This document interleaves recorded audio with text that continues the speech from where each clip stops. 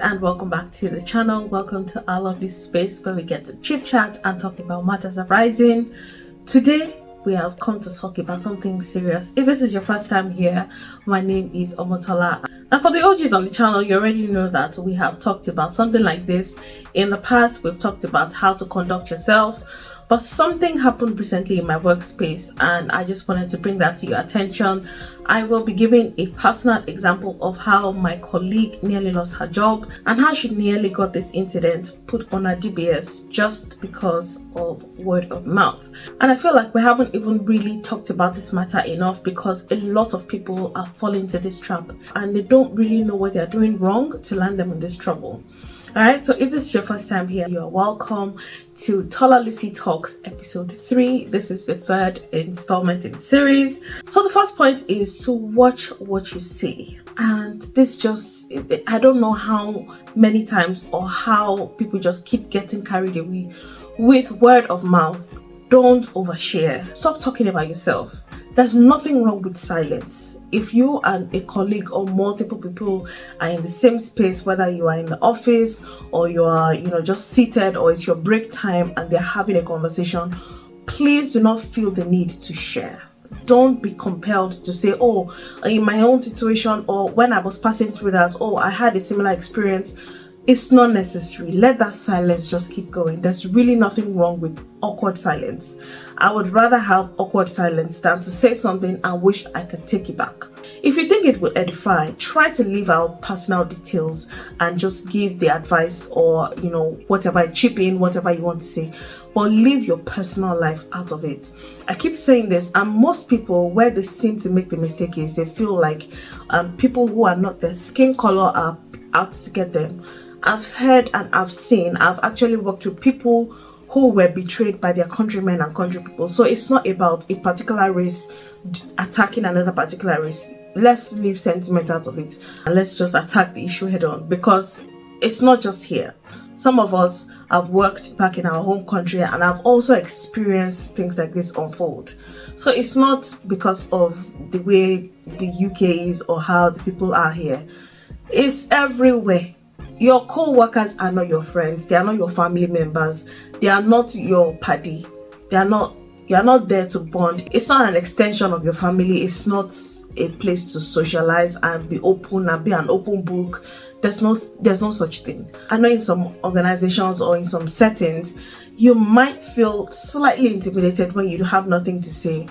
But trust me, it is better if you are deemed the boring person than for your whole life or your personal details or personal history to be in the open. There's nothing wrong with creating a little mystery around yourself. So keep people guessing.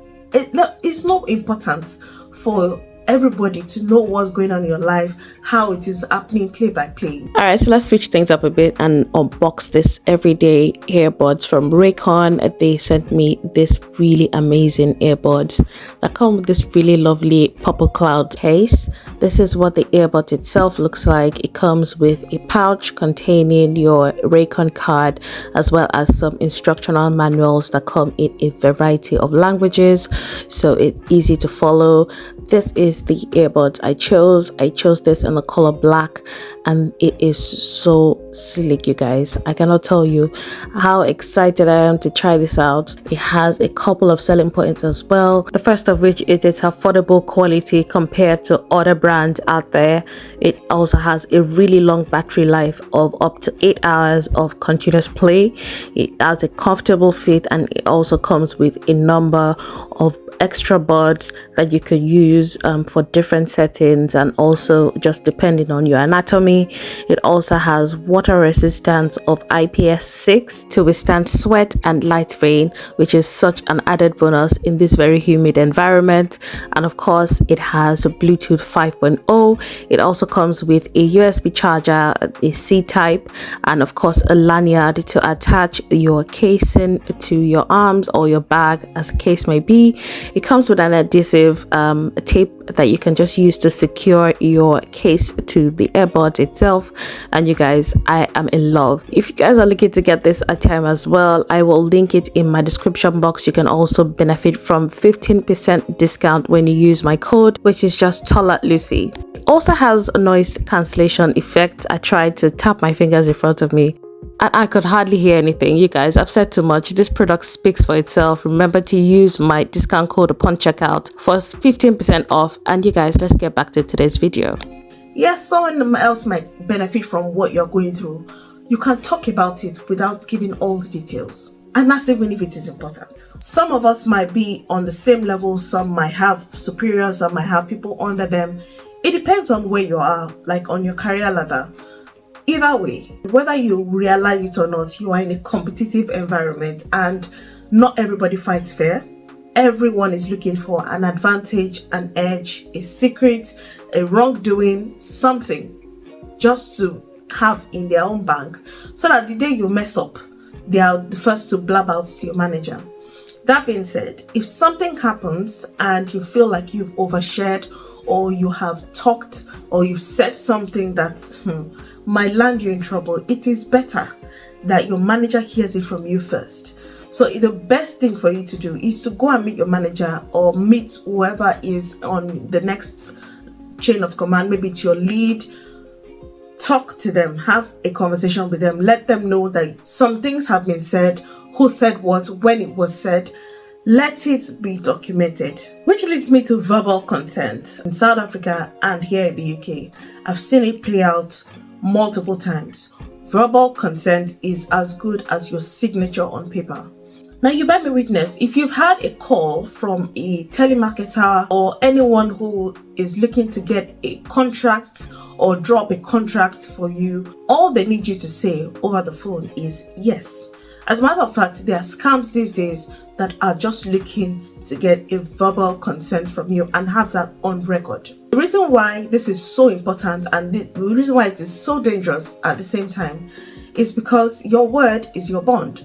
And whatever you give verbal consent to is as good as you signed your rights off, or you signed something, or you've literally given your consent for that to be binding with your name on it. So it is very important that in a workspace for you to understand the question that is being asked before you give an answer. The reason why I'm stressing this is because I saw this unfold recently at my place of work with my colleague. I'm not naming any names, but I'm going to cite the example and try to give you context and withhold sensitive information so that I do not overshare as well in this video. So I've shared this before that I currently work with the NHS in the quality control section, and on this particular day I was on duty with a colleague of mine. So this delivery driver came in and he was one of the regulars that we are used to. So he comes, drops off our deliveries. We just get to interact with him, talk about the day. Oh, I'm stressed out. I've been to so and so delivery ports.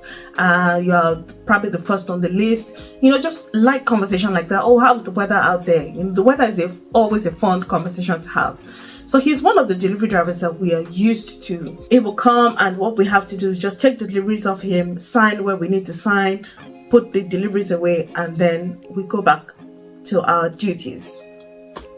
So on this particular day, I was doing something else when the delivery driver walked in, and my colleague had to take the deliveries. So they got chatting and I had zoned out in the conversation because I was engrossed with what I was doing, but my colleague was, having this conversation with him, and he just popped a question. I said, would you like this particular item delivered to you, or what do you fancy? And at this point, my colleague turned to me and asked me, oh, what would you like, this or that? And in my head, that was a very odd question because personally, I don't get to say, and she doesn't get to say as well, to what gets delivered. The people who are in charge of making these decisions are the people on the ward and my manager. And since my manager wasn't there and it was looking like a very odd conversation, I just shrugged my shoulder and I turned my back and continued doing what I was doing. Someone else on the ward was actually in the kitchen at the same time, and the both of them made this decision to have this particular item delivered verbally. They made a verbal agreement for this item to be delivered. Bear in mind that there were two people involved, one of us from the kitchen and the other person from the ward. Now, the next day, the deliveries came in, and this particular item that was requested verbally by my colleague was delivered. It was not only shocking to see, but we also got billed for this particular item. So when the manager saw the bill and saw this particular item, it flagged off because she didn't put the order through. The ward also didn't put the order through, but it was on the bill. Now, conversations we had with staff from the ward and my manager, and they concluded that it was my colleague who was now off duty and wasn't there to defend herself. It was concluded that she was the one who put the order through. And we do not put orders through verbally. We only put them through on the computer. So it's done digitally. The supplier gets the order and then they deliver it to us. So it was odd that this was the conclusion, that my colleague was the one who put the order through. Meanwhile, this person does not interface with the computers at all. I, on the other hand, I have a data entry role within my job description. Long story short, it got to my manager's manager.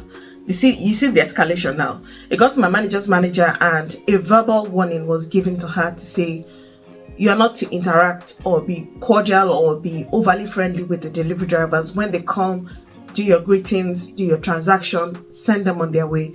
They are also working on commission, and that is probably what he's done to get you to verbally say that you want this particular item, and now we are getting billed for it.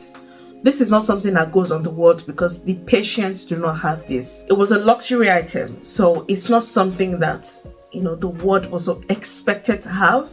So there was no way they would have gotten away with it. Now, this could have been a serious issue if the matter was not killed at that point, because bear in mind, I work with the NHS and this matters.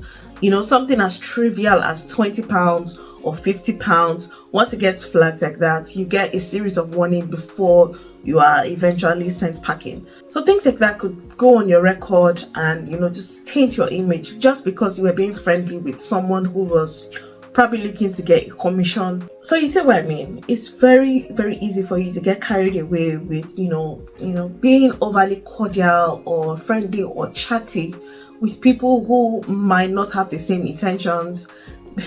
Let's just have it at the back of our minds that different people do different things for different reasons. All you can do is to be in your lane, keep your mouth shut, and try to do your work. So let's be careful. I'm reminded of James 3:5, which says that even so the tongue is a little member and boasteth great things. Behold, how great a matter a little fire kindleth. Also remember Proverbs 18:21 that says, death and life is in the power of the tongue, and those that love it shall eat the fruit thereof. I believe a word is enough for the wise. I'm just going to end today's video here. I hope this video has been able to help one or two people. Thank you again for watching, and I will see you in my next one.